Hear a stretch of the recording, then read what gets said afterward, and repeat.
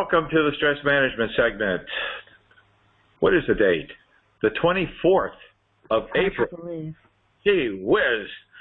And this is Richard Kuhns, author of How to Get Your Life Back from Morgellons, chronic Lyme, and other skin parasites, along with my co-host Robin and our greeting coach Mary, who's also on the phone. So this segment is about managing the stress that comes with these skin parasites. And, you know, it's a different type of stress because it's pretty soon that you figure out that you really can't talk about this without, you go to a few doctors and you talk about the idea that you might have some kind of parasite, and what do? They diagnose you as delusional and shove you out the office. You go to the emergency room and they shoo you out, you know. I mean, some people have actually been escorted out of the emergency room because they talked about maybe having some kind of parasite, you know. So who do you talk to? You got nobody. And then when you find out that you might be contagious, or you think you might be contagious, like it's a social embarrassment, and yet you can have the cleanest house in the world, cleanest home, and still have these, feel like you're infested and waking up at 3 a.m. and being driven crazy if you could even get to sleep to that long a time. It's a miserable, and to feel like you're sleeping on shards of glass and eaten alive. And, oh, God. And who do you talk to? Well, let's open the phone. We got a few people who would like to share their experience. We do this stress management segment every week, and we talk about managing stress. We share with you different little techniques. Last week we did some laughing and had fun with that. Telling jokes and things like that. These are different things that help managing stress. So every week we like to bring something different to help you manage your stress. So who would like to speak first? We have 8370. Okay. Mimi.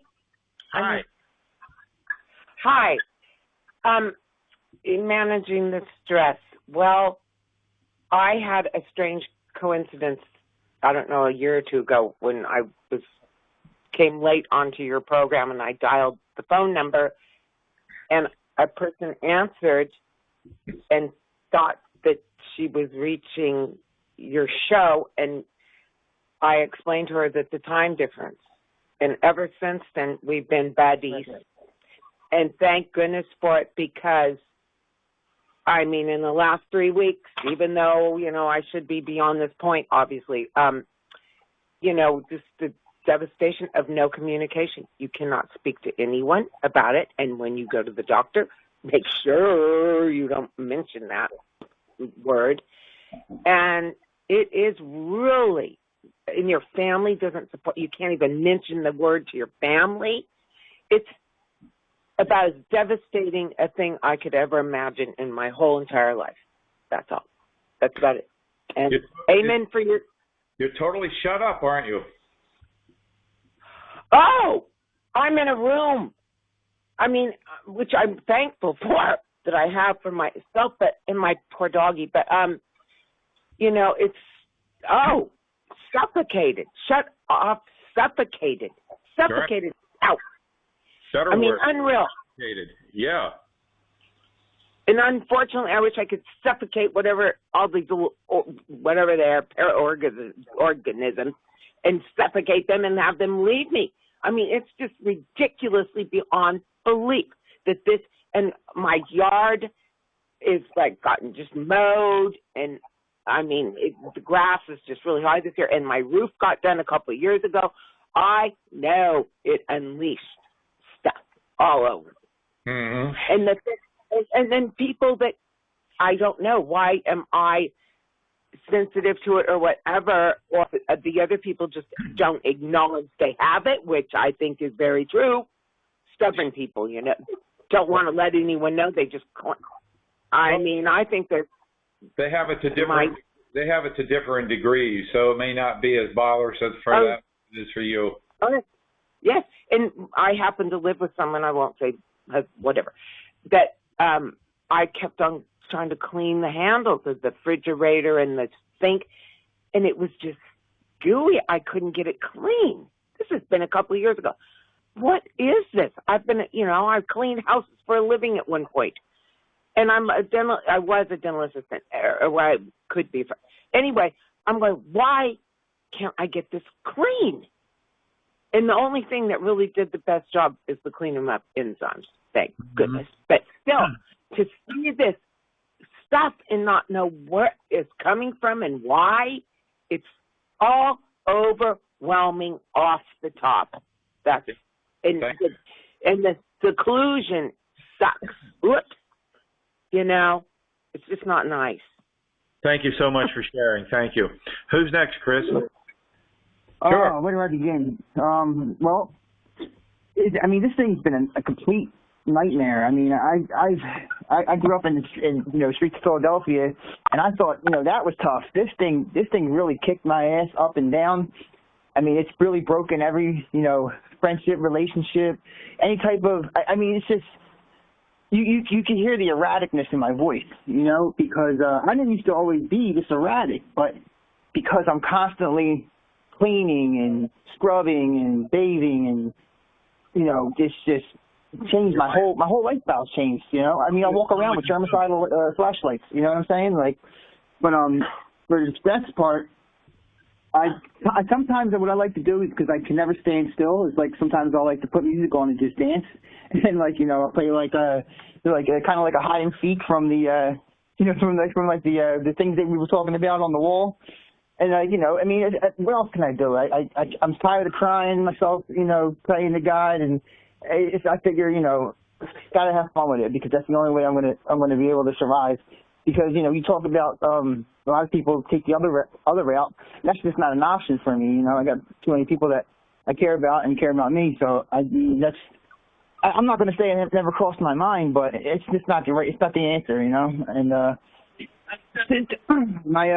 another thing is that I have a 15-year-old autistic son, and he and I both like to he's not aware of the exact problem, but he himself likes to play little games with me, and we make things a game with learn how to wash our hands, and he'll teach me things, and it's just I'm glad I have him in my life, because he and my wife they kind of ground me out, and I remember the first time I went to the first time I actually noticed anything was I was in the shower, and I started to see, I can't really say too much, my son's around. I started to see things coming out in the shower. So I was like, you know what? I said, I got to go. I didn't know not to mention it. I went to an ER, and I didn't want to just come out and say it, so I kind of was hinting around it. Yeah. But the look on the doctor's face when she knew what I was getting at, her demeanor completely changed from wanting to actually, sound concerning and care to, she's like, oh, okay, do you think you might want to be committed? And then she actually had me in a stretcher, strapped down, going to the next emergency room. And I couldn't believe it. I said, how the hell did this happen? Do you think you might want to be condemned? Wow. Yeah. Right. Oh, wow. God. But I knew that from that point on, it was just, don't mention it again, kind of hint around it. And I learned to look into DSM-5 for sort of similar symptoms. So I looked up something called spirotrichosis, which is kind of almost because it's in the DSM-5, they have things that they can actually give you to treat it, but it's not what, the King's Diet does. But they did prescribe something called triamcinolone acetonide, and I remember in the beginning, the first doctor that I had prescribed it to me, and he didn't want to just come out and say it, I guess because, for whatever reason, but he kept saying, this is something like a spirochete, and I said, yeah, I kind of know what you're talking about, but he kept saying, I really don't want to talk about that too much. I think you should just go see psych. He kind of was brushing me off, but he did come out in the end and give me the medication that I just recently, now this was 6 months ago. Now, just last week, I actually got prescribed the same medication and in a higher grade, and it's actually pushing out whatever organisms are in my beard, face, whatever have you, scalp. That's the biggest problem I have is my face and the scalp stuff. And I remember hearing something about peanut butter, and I wasn't sure if that was on the show that someone has mentioned peanut butter kind of gets the biofilm to come off. That's the biggest problem I have is that stuff really just puts a big fatigue, blanket over my whole, everything. It just drains me. Trying to, scrub that stuff off and trying different techniques and spending hundreds of dollars on cosmetic, cleansers and, raising my wife's cosmetic stuff, and she's ready to wring my neck every time, driving her up the wall. Well, yes. Well, there is something, in fact, peanut butter applied to the skin. I think there's something I have about that in one of the protocols. So it can help, even banana skin applied or papaya skin applied to your skin can help with these organisms and help clean them out of your skin. So there is something to that. But yes, thank you so much for sharing, Michael. Stress is overwhelming. It is terrible for romance, that's for sure. All right. Yeah. Who's next? Hello. My lips are currently bleeding right now, so I'm dealing with that. That's a little bit stressful. So I too had the experience, like I mentioned before in the first segment, that I went into my doctor diagnosed me with scabies, and I don't think it ever was scabies. She never really confirmed or anything, but I started on the Promethean treatment, and then when that it didn't quite do it, they gave me the ivermectin treatment, and then after taking that, I went into the hospital, and the doctor just looked at me and said, "I see the marks in your face. I see that what you're talking about on your hands and on your feet, but I think you're really tired, and we're going to send you to the psych ward." And next thing you know, I was sectioned, and they put me on a 3-day bed search and then sent me into a mental hospital. So that has been, and that was in January, and since then I've had to go to court to fight for my daughter. $5,000 later, the judge deemed that they took custody, so I now have half custody instead of full custody.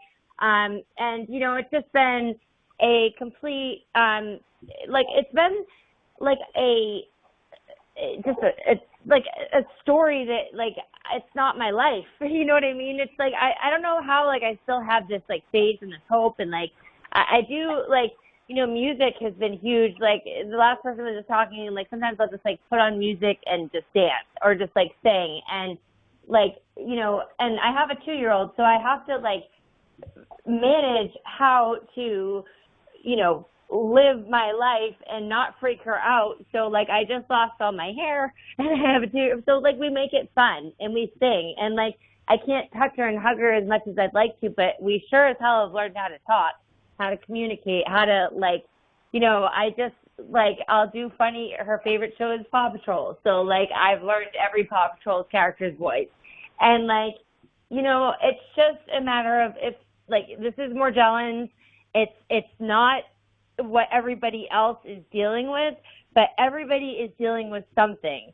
And not everybody can put a name on what they're dealing with, their anxiety, their stress, their depression. At least we know that this is a organism and that, being crazy is but a symptom of the problem. We're not crazy. We're not delusional. These skin organisms are real.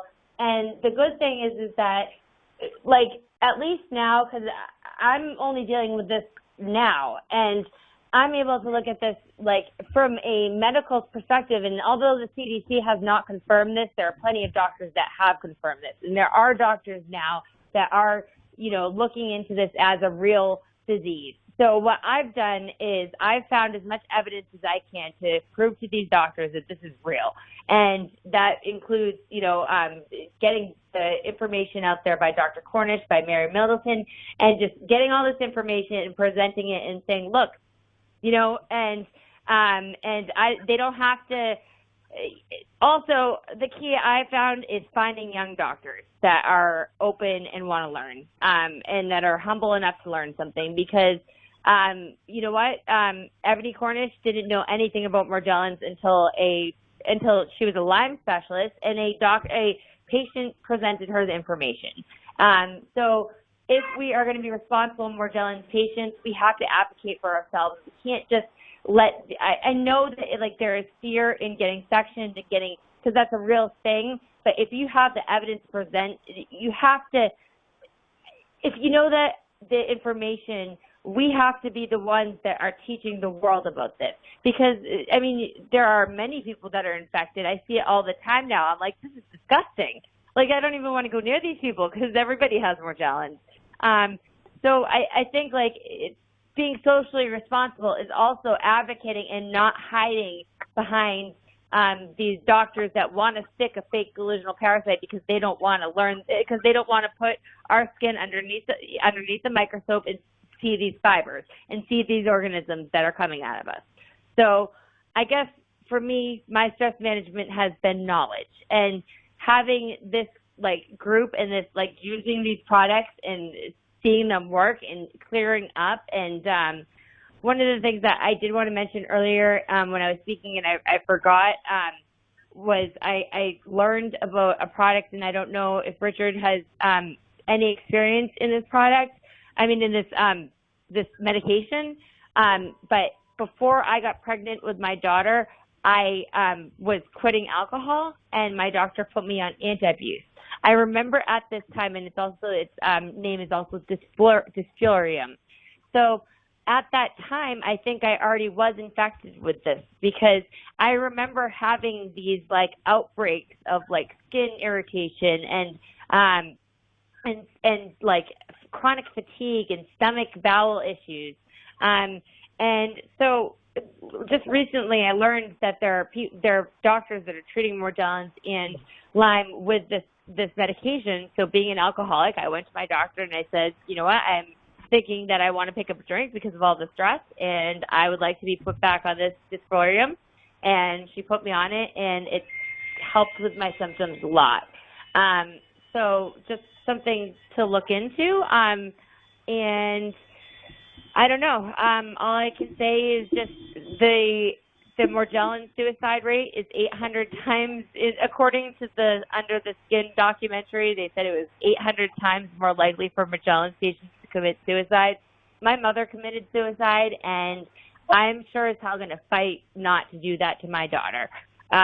So, this is a real thing. It really, there are times that I've wanted to jump off a bridge, but I can't. I got to fight. So, knowledge. Thank you. Thank you. Thank you. Thank you so much for sharing.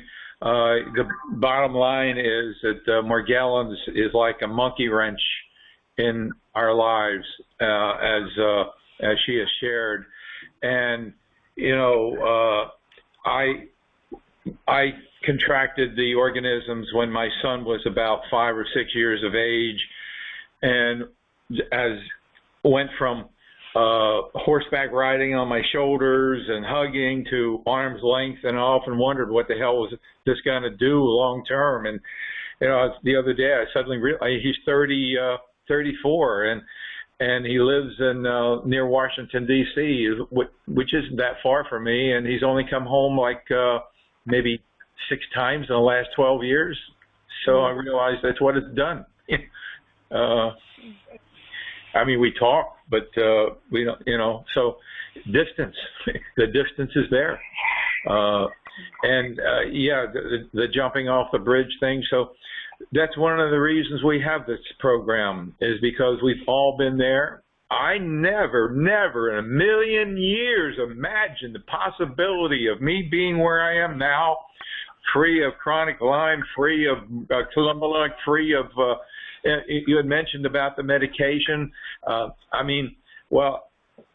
that's a prescription. Our Parasite Stop formula, I mean, it's phenomenal. So you might want to try that. The Parasite Stop formula.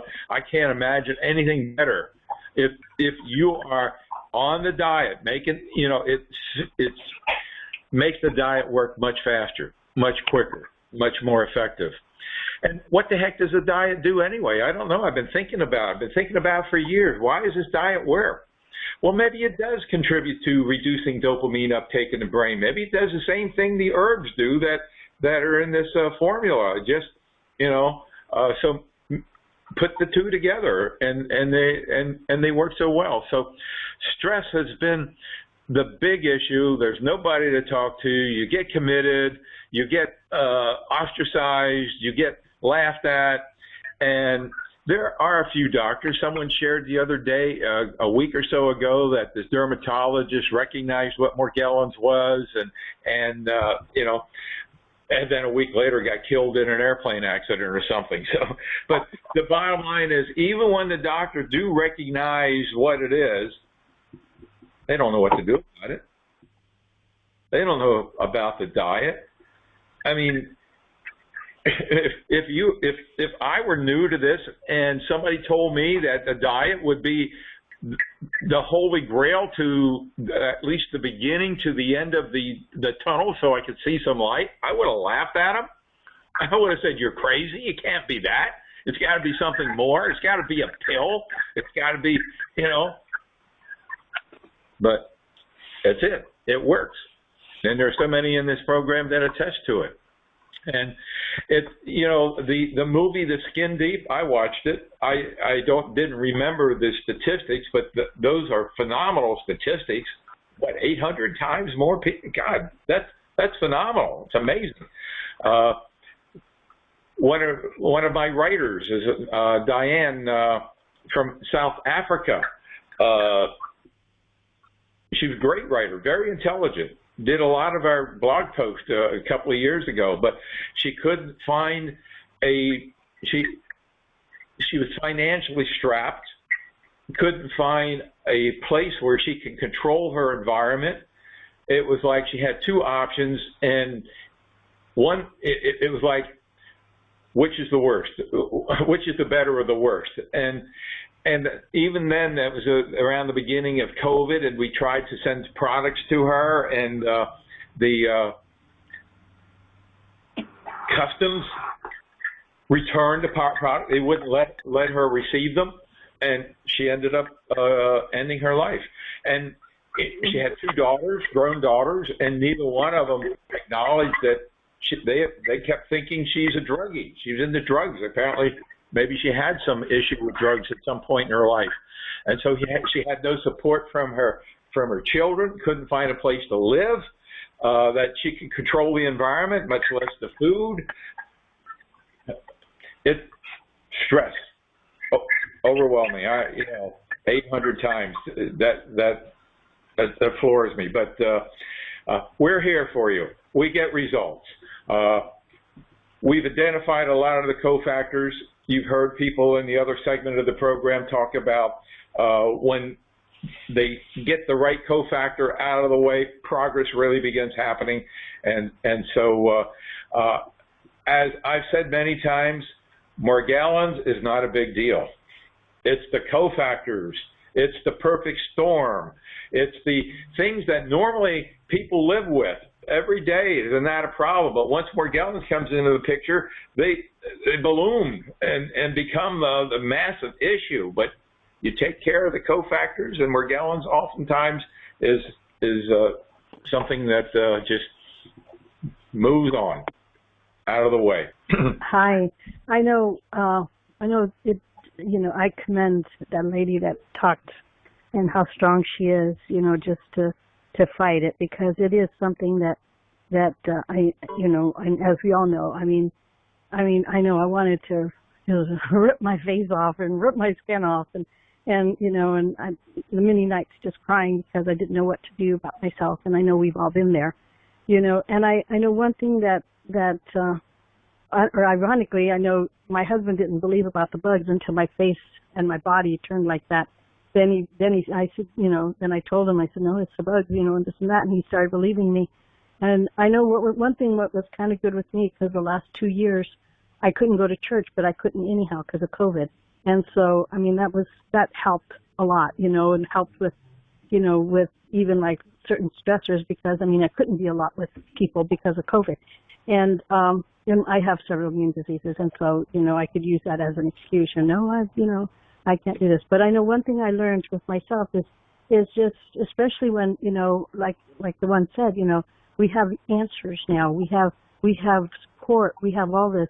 And I know my husband, he told me, I said, I was crying, why is this happening to me, and, like most of us probably feel, I think, that, doesn't God love me? Doesn't God want me to go to church? Doesn't God want, why is he putting this on me?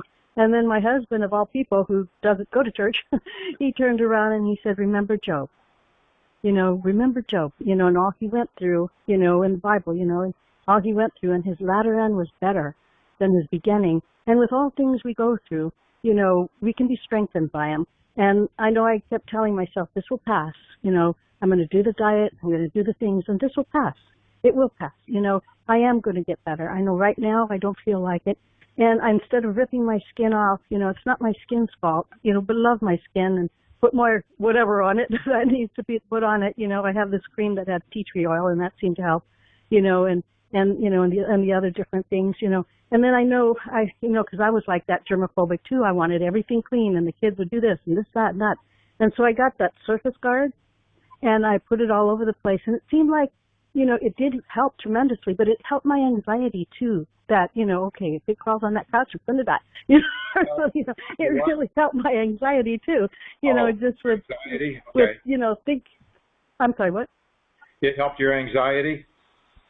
Yeah, just to think, okay, I have the surface guard on it, on my doorknobs, on my couches, and I washed all my clothes with the surface guard, and I did all that, and it's like, okay, I'm not so scared about them anymore. I'm not so scared about them. Let me, for people who don't know what you're talking about, Surface Guard is one of the products that we have in the store. It's called Surface Guard 90. It's an antimicrobial.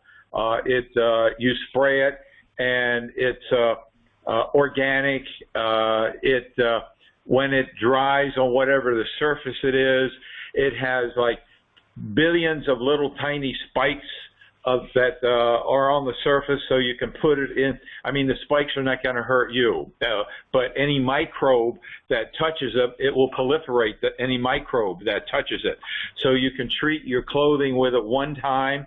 You can spray any surface with it, and the only way it's removed from the surface is if you use something like an abrasive cleaner to scrub it away. So you can put it on tables, you can put it on doorknobs, and so that they recommend, like for instance, if you have it on a doorknob, people are going to be touching it every day, so you might want to spray it every 90 days, for instance.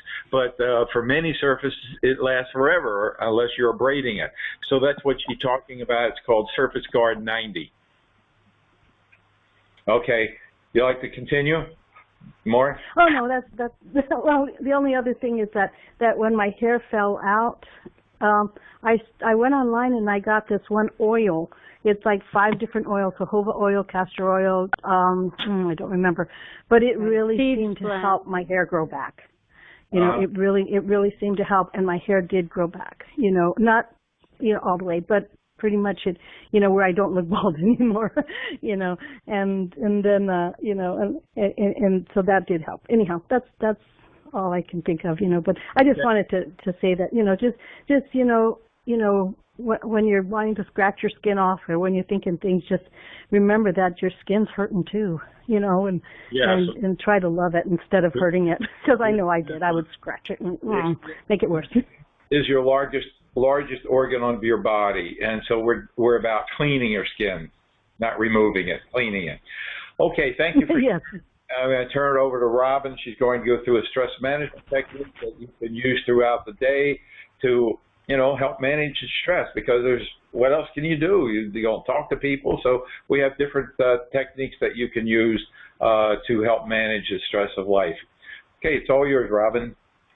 Okay, so today we're going to do a technique called tapping, and it can help with anxiety. We're going to use 2 fingers, the first 2 fingers on each hand, and we're going to be tapping on our head, above our eyebrows, on the sides of our eyes, under our nose, our chin, and right under our neck, and then we're going to rub there. And while we tap, and we're going to start with a gentle karate chop. You can do it on one hand to the other, or you can do it on a piece of furniture. And then we're going to gently tap those places. And while we're tapping, I'm going to say some, they're kind of like affirmations and of acceptance of who we are and where we are and our situation. And you can just repeat those in your mind. So, okay, we're going to start with the karate chop.